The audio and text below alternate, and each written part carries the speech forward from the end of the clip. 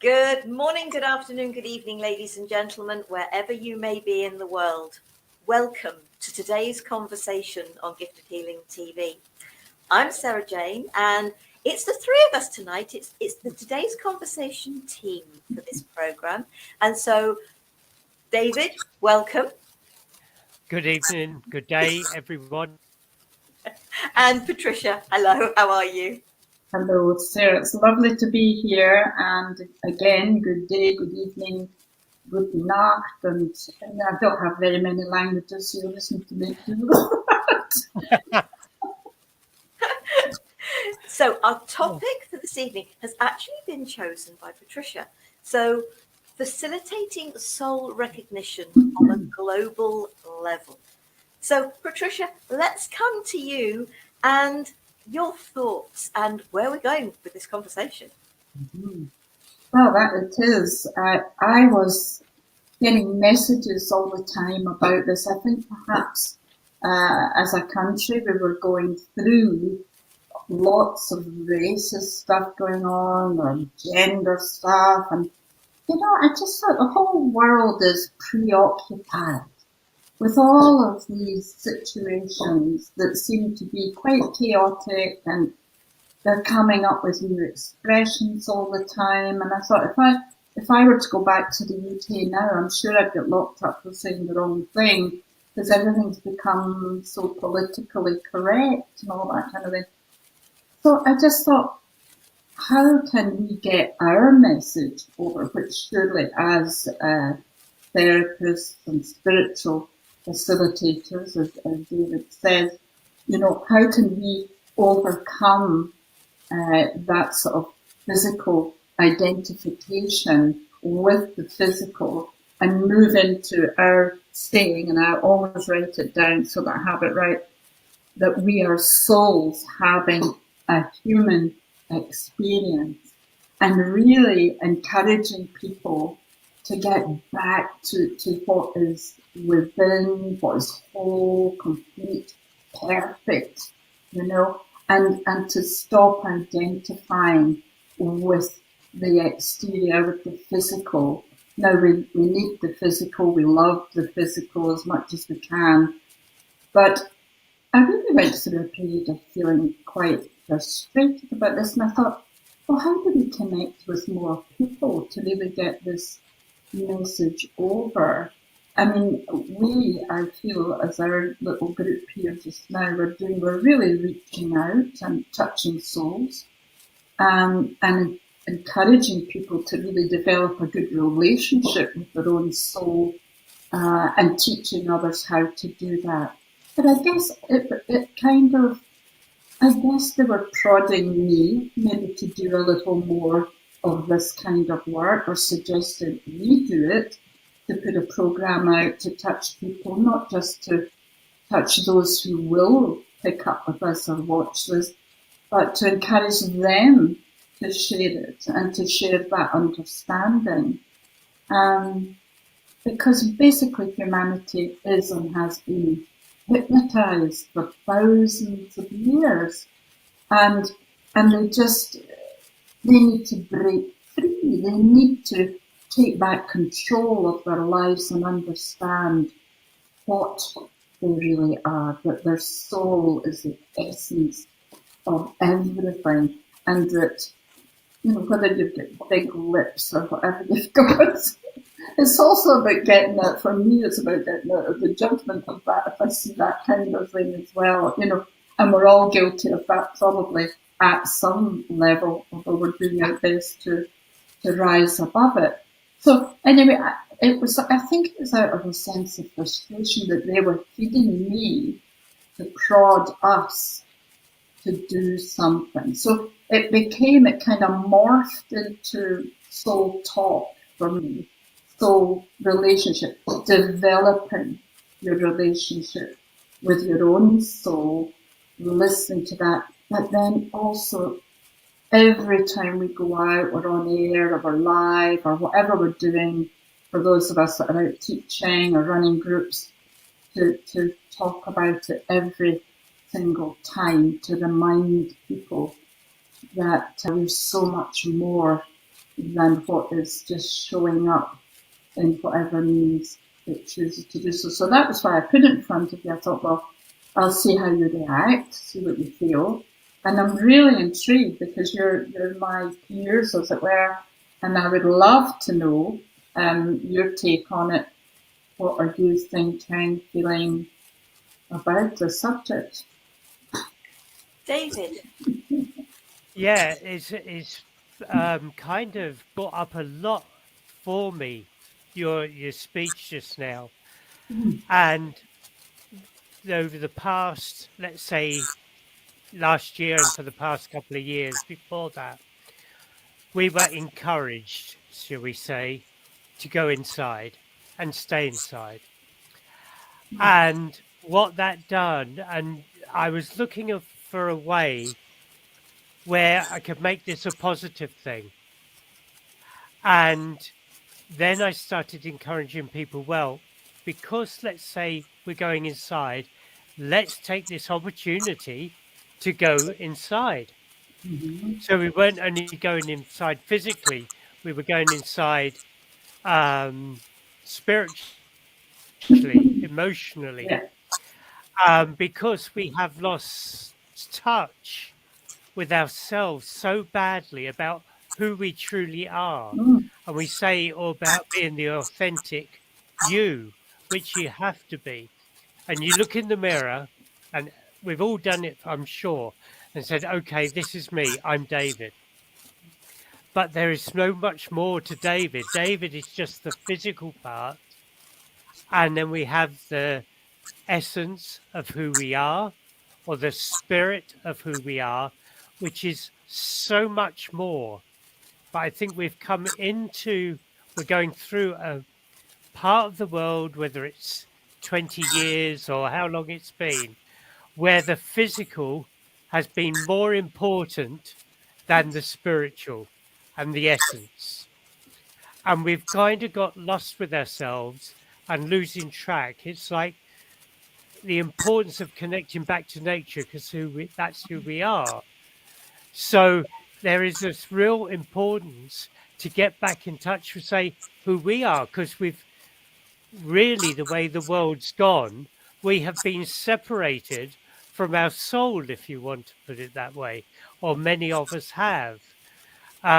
So it's really important to get back, as you say, Patricia, to this and not this, Yeah. because we have relied on how we look so much now and not how we work with our energy. And it's here that is going to make the world go round and change the world, not the physical side. I hope that makes sense. It does. Lovely. Thank you. Yeah, no, Cool. it really makes sense. Um, I suppose my head comes into this a lot at the moment because I grew up very much in a Catholic upbringing, but my godfather was what one would term as gay, and my godmother was a nun. Um, so, so I, I, I never had issues with that. I don't have issues with color of skin, gender. I don't have issues with any of those type of things. But the stuff that's been going on more recently has almost made me be the opposite of what I actually am. Mm. I have nothing against anybody, and we should all be absolutely true to ourselves. We should all be honored and respected for that truth to ourselves. If people don't like something, that's their choice. It has to be about their choice. But are they coming from their heart or are they coming from their head? Mm. Where are we coming from? For me, our heart is our connection to our soul. So, are you listening to this, which is listening to what is going on outside? Or can you bring this down into your heart? And can you look at following your heart, which is your connection to your soul. And I'm pretty open about the fact that actually I'm feeling alienated by the people I would have supported without having to do rallies and all sorts of things. Because I don't feel I've ever been in that situation where I've been judgmental about the way somebody's looked, the colour of their skin. I've got a scar on my neck. I've had that for practically all of my life. I've spent time working with adults and children with learning difficulties and physical difficulties. You can't be in judgment and do that. It's about, and in fact, it's a real eye-opener being able to work with people who are different to you. And I remember saying with one lady that I worked with, and the old term was mentally handicapped, and that is very non-PC these days. Mm-hmm. But I remember my parents having a group staying in their hotel, and me thinking, and I don't like that them and us thing because it's all us, but thinking, who's got the handicap, them or us?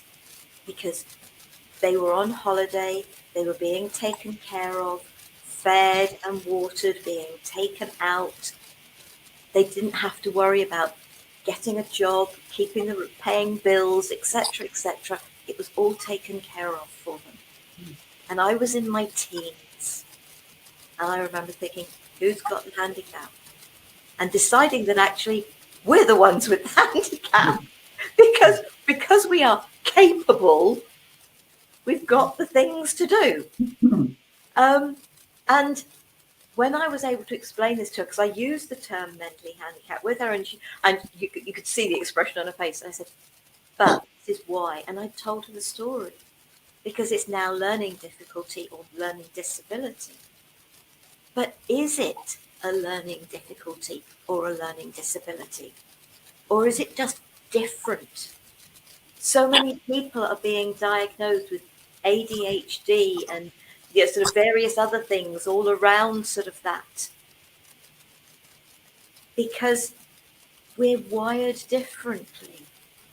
We're unique. We've come here to have different experiences and to view things from a different perspective than others.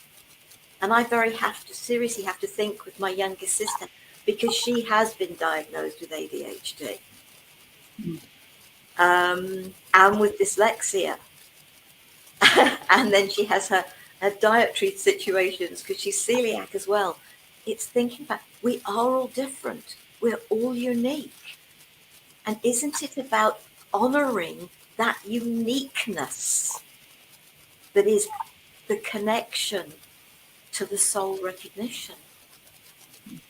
It's about that ability to stay out of judgment.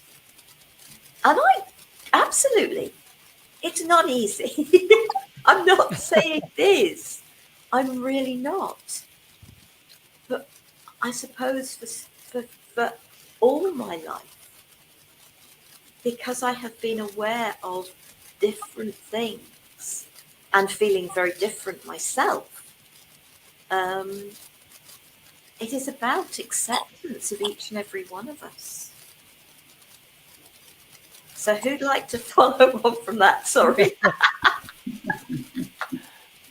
Well, I think I can come in. I agree with everything you're saying here.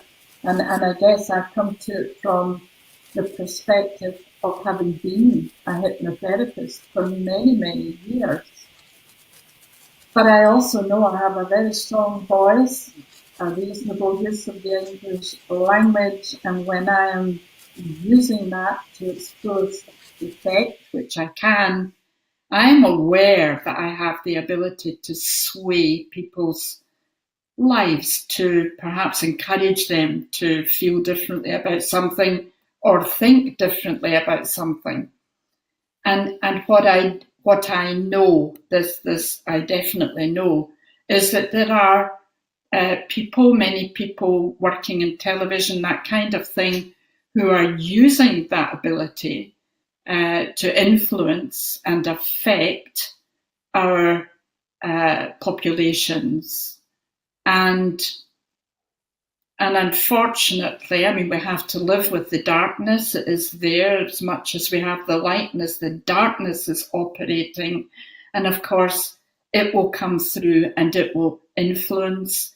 And, let's take the COVID thing just for example, the injection of fear into humanity globally, until, thank God, the light came back. We resurrected some kind of balance there, and so we have done, and it's fine now. People are realizing that, well, actually, if I really build my body up, I can fight anything, with the use of the right foods, etc. So, and that's my spin on that.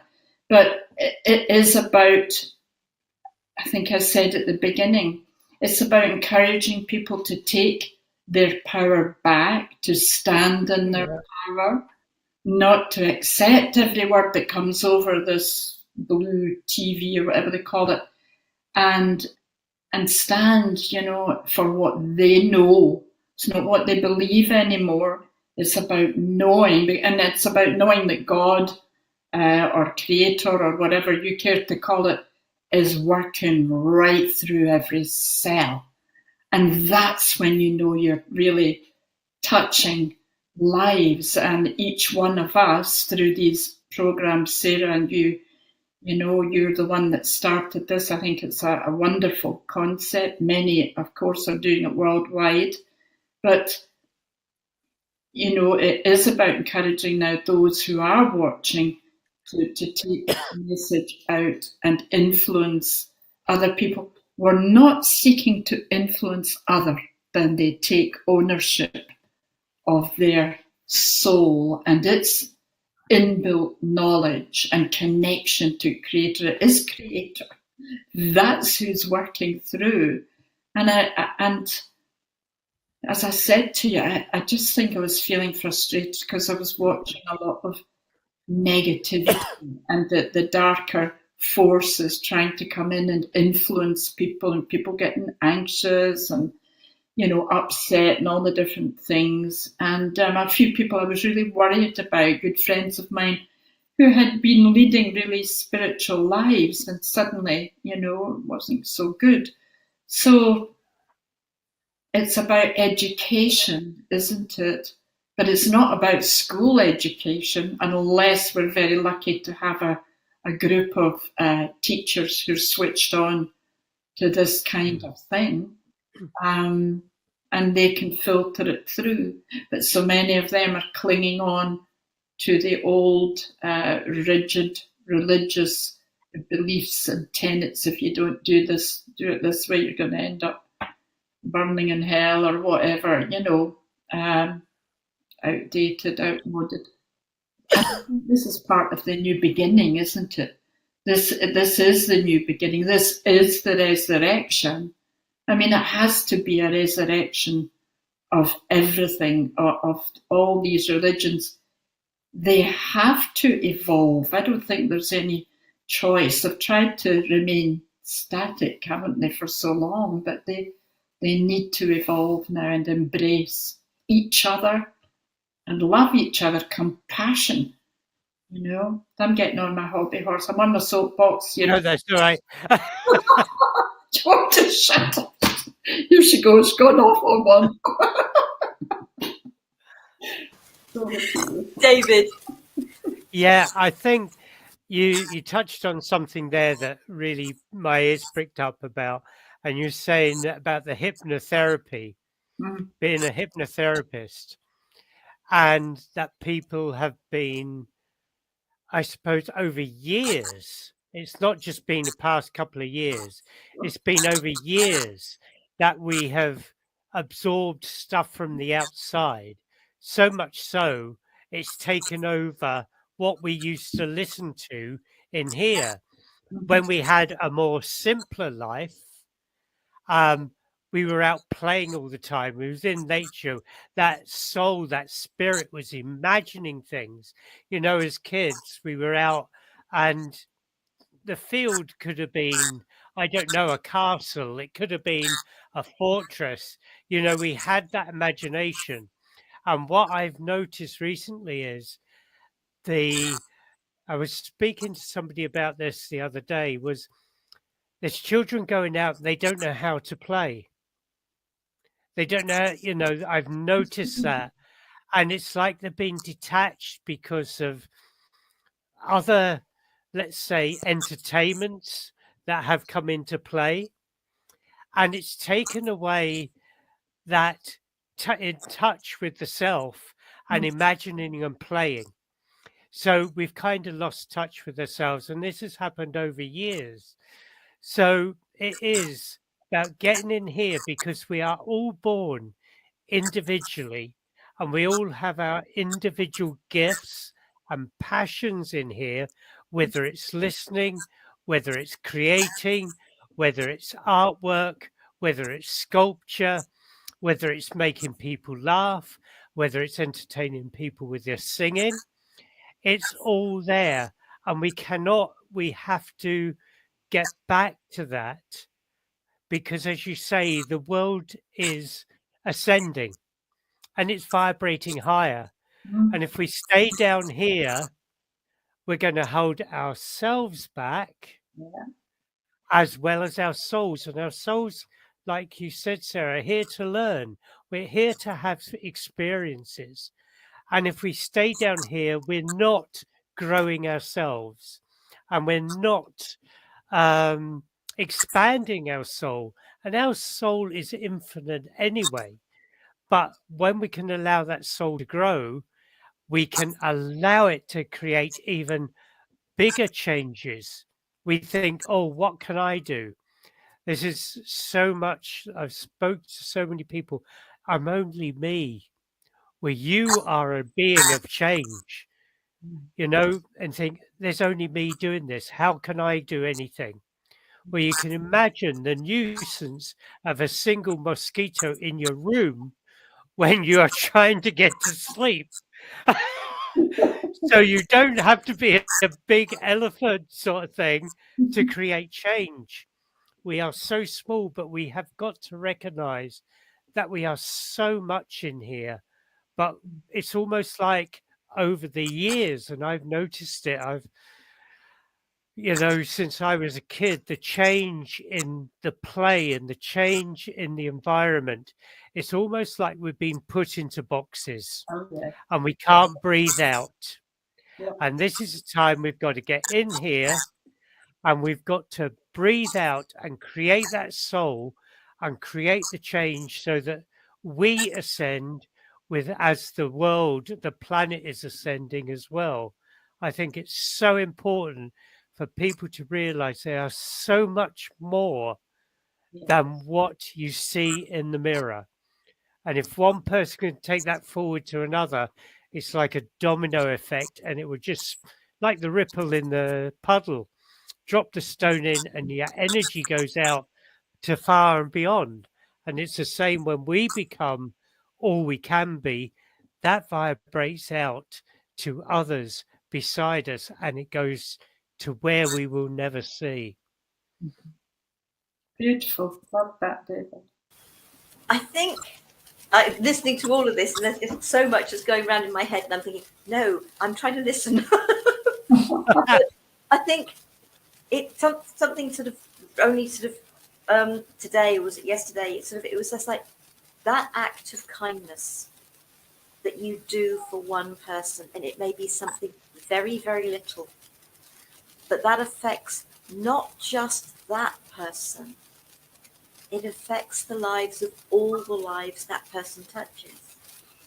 So just think about something simple like driving in the car, and you let a car out in front of you, and then they go and do the same to the next junction.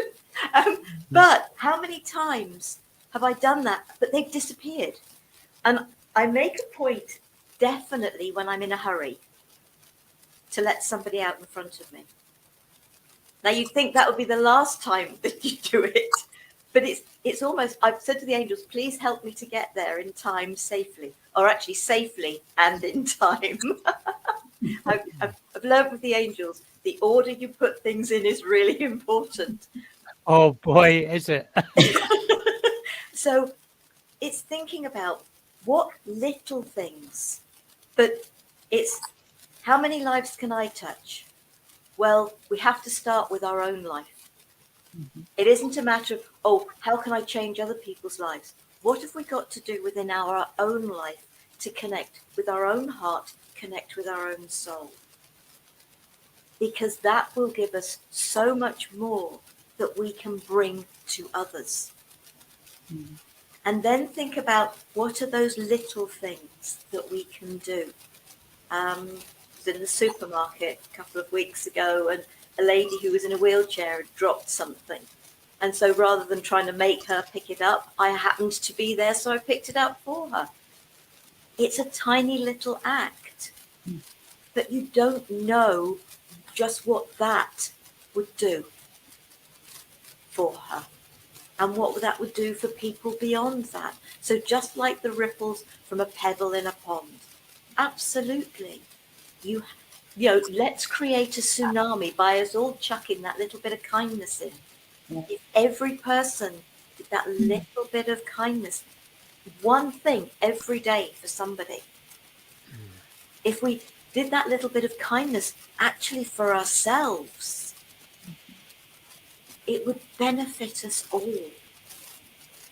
And I really think that thinking about technology, I don't listen to the news. I not deliberately listen to the news. I haven't done for years. I don't read newspapers. I haven't done for years. It's getting a whole load of negative out of my life. I have a good idea of things that are going on. You can't miss it if you're on technology, if you're on the internet, if you're going into social media. You can't miss it, but it doesn't mean you have to read it. It just means that you get a headline, and I distrust headlines. I so distrust headlines because all they want to do is it's about creating fear, about animosity and anger, it's all the negative stuff. And I really do not trust the headlines. But is that a good thing or is it a bad thing? Personally, I think it's a good thing. I really do. Ask that question. Is this true? And my reaction to a lot of what the press does, because they want us to read things, is don't bother to read it. Probably isn't any truth. And it's just a headline to grab your attention to read something that probably doesn't bear any relation to the headline anyway. So, but I think, but then technology, we couldn't do this without it. No, that's very true. Exactly. Yeah. And I love it for that. And connecting. I've spoken with somebody in Spain this week. You know, in fact, I've just been on a program with 3 people in the United States. You know, we couldn't do this. You know, potentially on Friday, I'm going to be speaking to somebody in Australia. And that's what it's all about. We are connecting, we are creating a net. And that net is getting stronger. You talked about the period where we were in lockdown. And I loved it. Yes. But I appreciate a lot of people struggled with it. But I found myself connecting with more and more people all around the world because of technology. And I remember seeing a little cartoon, and I won't name the names, but 2 people who've got an awful lot to do with internet and bits and pieces and lots of good stuff as well. And it was just like, actually they've created something that is helping us all to connect rather than disconnect us all. So they're trying to create disconnect, but what they've actually done is given us the gift of connection. if we use it properly. You know, these phones, David, you were talking before the program about you're going on a retreat and the phone's going to have to be off, and what bliss Yeah. that's going to be. Yeah, I'm so looking forward to it. But I think that's what's really important is we all have a choice. If we have these phones, we have the choice to turn them off. We have the choice not to be at everybody else's beck and call 24 hours a day. What choices are each and every one of us making that keeps us connected, that stops us being disconnected from our hearts and therefore our soul? There you go, I'll chuck that one in the mix for you. Yeah. Who wants to take that one up? I'm just saying that Lorraine has sent us a little message, be the change you want in the world. And she's absolutely right with that. You know, and a lot of what you were saying, Sarah, brings to mind the oneness. We're talking about connecting, disconnecting. But whether we like it or not, we are all connected. We are one. And anything I do for me, I'm actually doing it for everyone. And the same goes for everybody on the planet. So whether it's good, bad, ugly, or whatever it is, we are affecting each other. And the more we can step into that consciously, if you can actually use that as a positive, then we really can influence. There's no doubt about it. But as I've said to you, I think I've really gone through some weird times this past few weeks.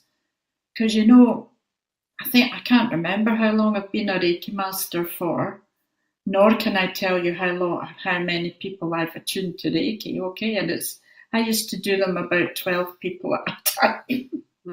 And we used to have synchronized changing on beds and goodness knows, you know, when I lived up in the Highlands. And I suddenly realized I have actually moved on from all of that. It's and none of that was wasted at all. No. It was, I had to learn what I had to learn. But it was, I think, about a month ago, I suddenly realized that that's all been integrated and taken in and is now being, well, I mean, it's just channeling through in an entirely different way. And I don't even know why I'm telling you this, but I think really what I'm saying is that because I haven't been very well for quite a while now and dealing with different things, I perhaps personally have felt that I wasn't doing enough. And so that was where this inner conversation was going on. What could I be doing more? What? And yet there's another part of me, my soul says to me, not now, honey bun, just keep it quiet for a while yet, you know. So it is about listening to that inner voice and acknowledging it, and also just learning to be. And that's it, actually, learning to be, isn't it? Just be who you are. Yeah. And with your heart and all of that, and being the best, just being the best that you can be. And that's where I'm at, feeling very emotional with all of that tonight. So, but yeah, I think it is an emotional time for people. They've come through big changes, and a lot of them will be aware, and a lot will not be aware. I happen to be. I'm really very conscious of when big shifts are taking place. So I'm just going to sit back when I'm on the operating table next week or whenever. They'll take me away for a while, and they might take me up there somewhere and give me a new script. I've got a feeling a new script coming in for me. I don't know what it is, but it's exciting. But yeah, we're getting away from the subject. Not next week.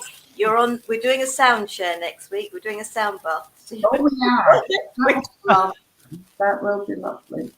I'm looking forward to that. Yeah. David. But as you a couple of things here. You were saying about that little gift of passing on. Mm. And I know when we became a little bit, the world became a little bit more freer, shall we say, everybody was looking so glum and everybody was looking so tired. So I started my own little program of smiling to everybody that looked the most miserable, you know, and you just pass on that smile Absolutely. and you think, well, because people have been, it was awful to see people so isolated as what they were put into. You know, we need contact with each other because we need to share. We need to share our emotions. That's who we are. And when we got disconnected, we had nobody there, and we needed, as humans, that interaction. Yes. So that just starting off with a small smile, it was breaking the ice again for people. And maybe that was their only contact that they'd had that day. Mm. And like you said, Sarah, about picking something up in the supermarket, a simple thing like that can change people's lives, and you don't know what you've done. It doesn't have to cost anything to really change what's going on and how we can affect, because everything is energy. So we are creating a higher vibration energy for others. And in that time, we're growing that high vibration as well.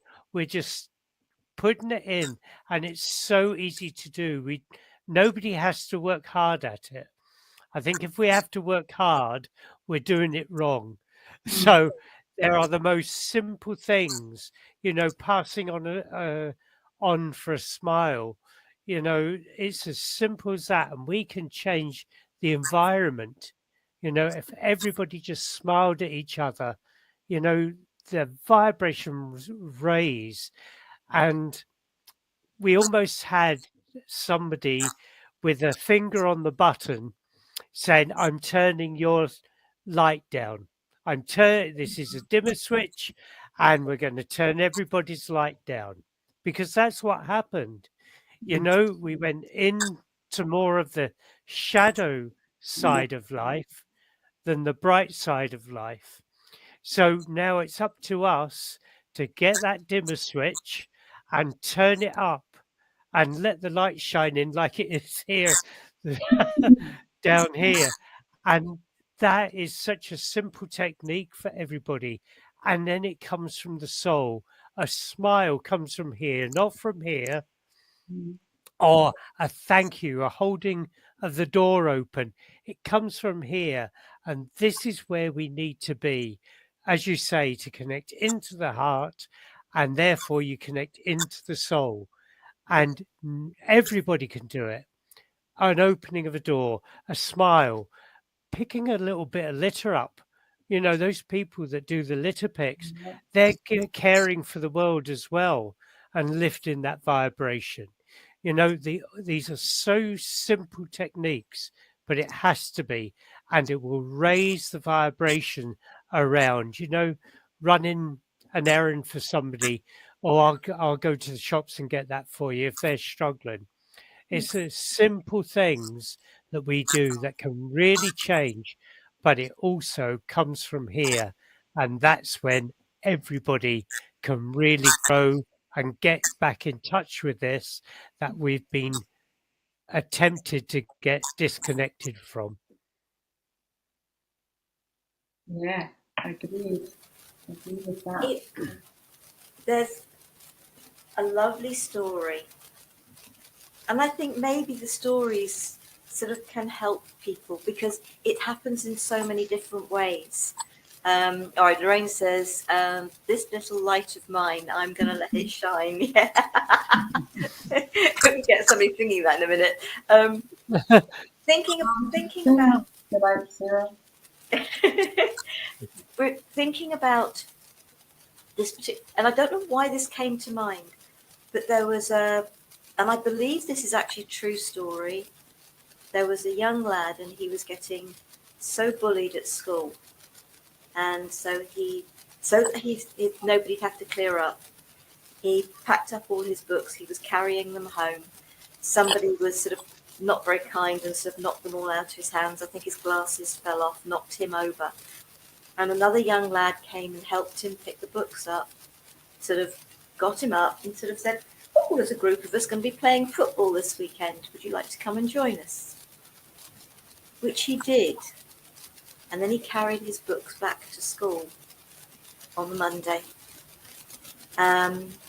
And he and that young lad became really, really good friends. And it was years and years later. I think they were graduating from college.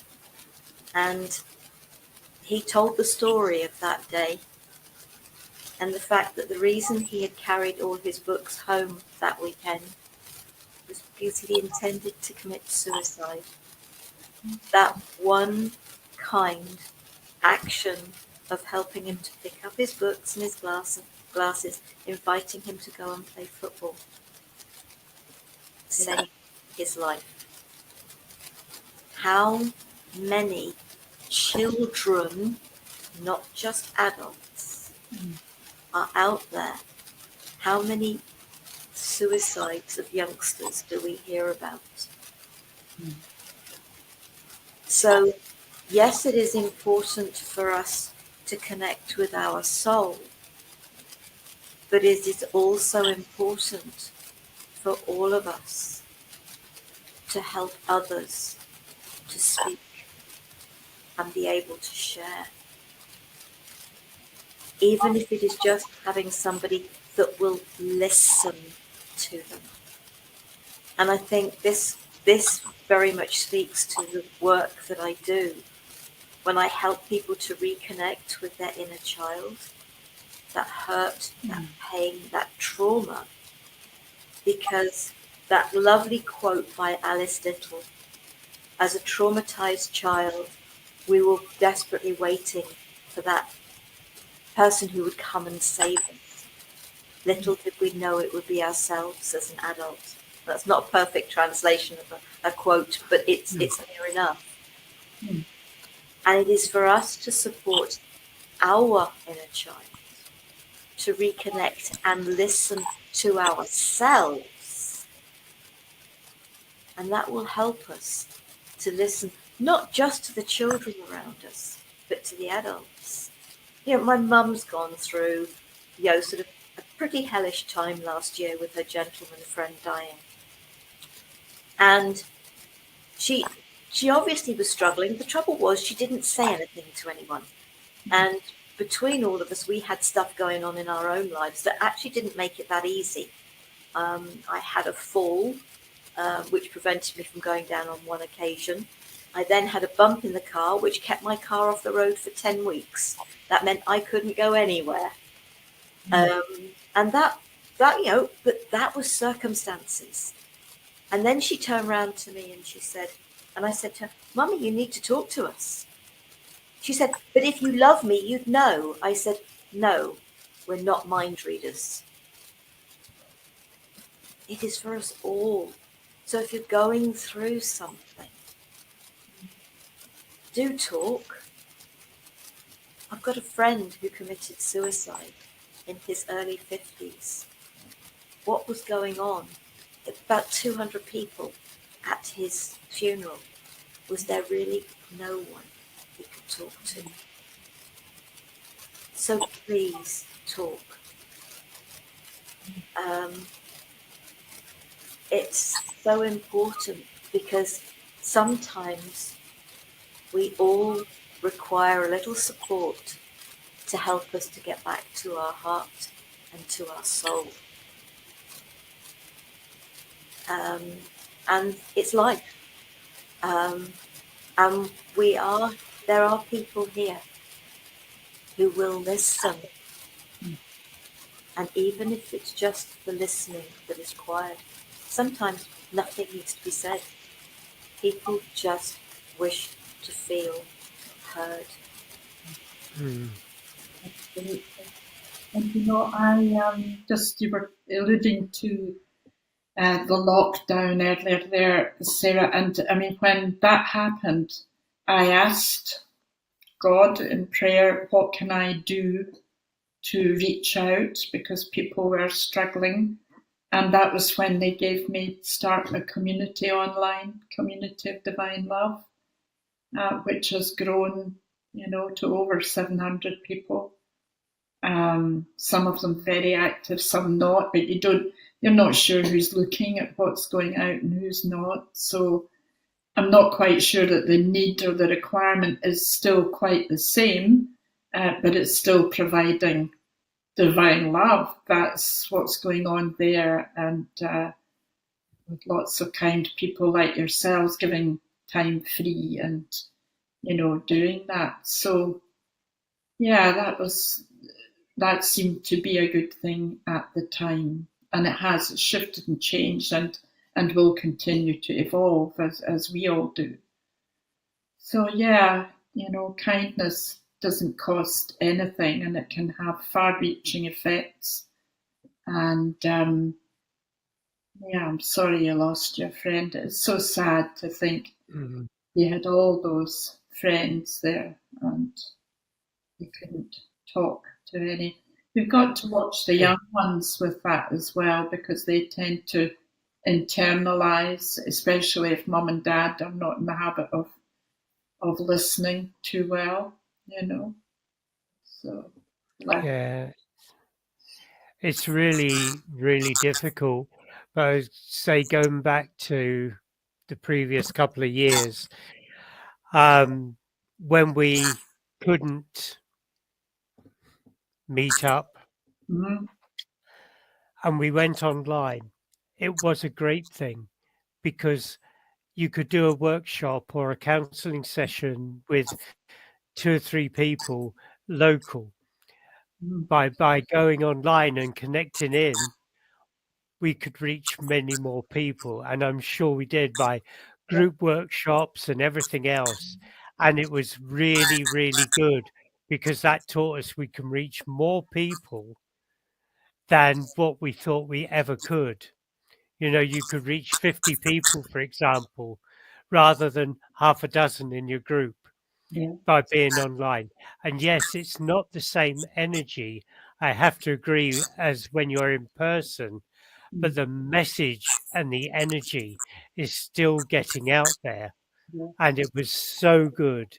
And I think that's, as you say, Patricia, that is still needed yes, because I think we've realized mm, that the support now is in greater requirement for many than what it was before, because there is, like the young children and like other people, older people, um, they've now got to realize there's someone at the end they can speak to.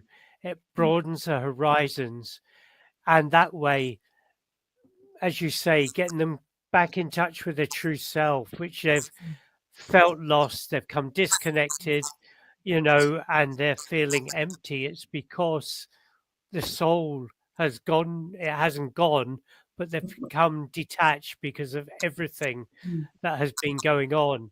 yeah, And we were put down and put down and put down with words of fear. mm-hmm, And fear is the greatest control mm-hmm, in any situation. And we came, and then when that all went, we're still here. And people needed to get back, they get their light back, but they can. They've just got to go on and say, maybe pass on a smile, and that helps their soul. yes, You know, even if they're feeling a little bit low, you think, what can I do? Pass on a smile, pick up the purse for somebody, whatever it is. It's such a simple thing. I know um, where I was, and we walked down to the town park, and there was little rocks, paper painted rocks with just hearts on, mm, and put it around. And that was spreading the energy. And you walk past, and it made this heart go, that is so touching. I was out at where they call Shell Bay, um, about half an hour drive from here, and sat on the bench, and there was this beautiful stone with this heart, and just said, and it had a couple of names on, and you just sat there and you felt in the heart the love that had gone into that, and that's so important because again, it touches your heart, and it really gives yourself a boost, but gets you connected again. Absolutely. Yeah. I think it's about trusting that. I mean, you said it's not the same doing it like this rather than being in the room. And there's aspects of me that says 100%. I love working Yeah. face to face. But the joy of this is during lockdown, as we came into that first lockdown, it was suddenly in my head. You can do a virtual Indian head massage. And it was just like, okay. But for those that had the courage to try it, they felt it. Yeah. And I heard people say, oh, I can do that with reflexology. I can do that with craniosacral. And then there was something else I heard of that were physical contact. And that is, I think, was the biggest problem through lockdowns, was the lack of physical contact. Yeah. That lack of feeling somebody put their arms around you and give you a hug. We can talk to people. We can, have conversations through windows. It was that lack of being able to touch people. Yeah. And That feel personal contact. that touch. Oh, the actual physical touch. Yeah.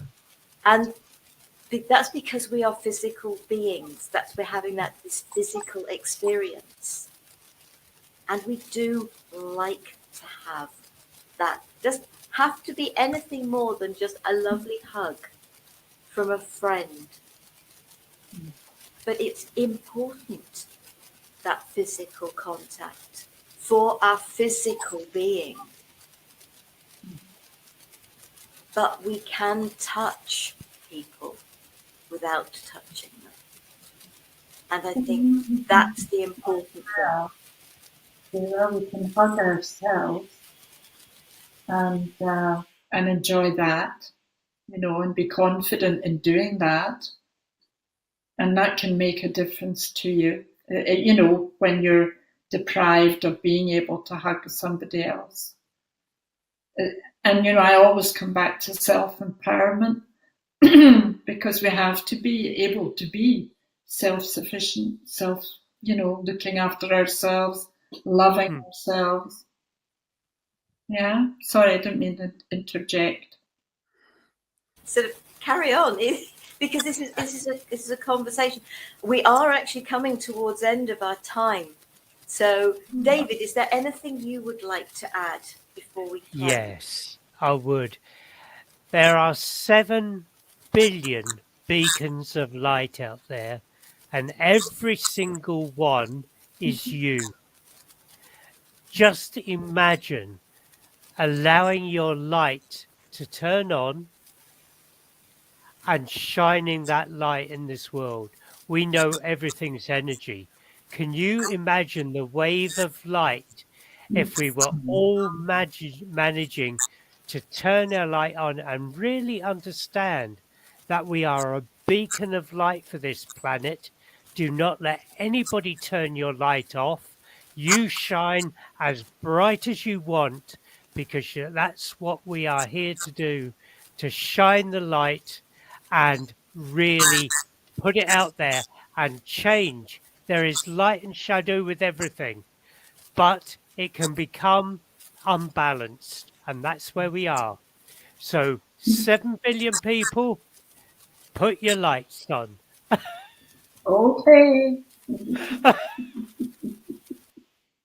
That's good. Well, I'll add to that. I'll just do this little light of mine. I'm gonna make it shine. This little light of mine. I'm gonna make it shine. Everybody now.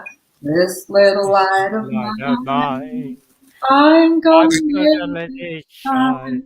Make it shine. Make it shine. shine, Make it make it shine. shine. Woo-hoo. Well, that was impromptu. It was.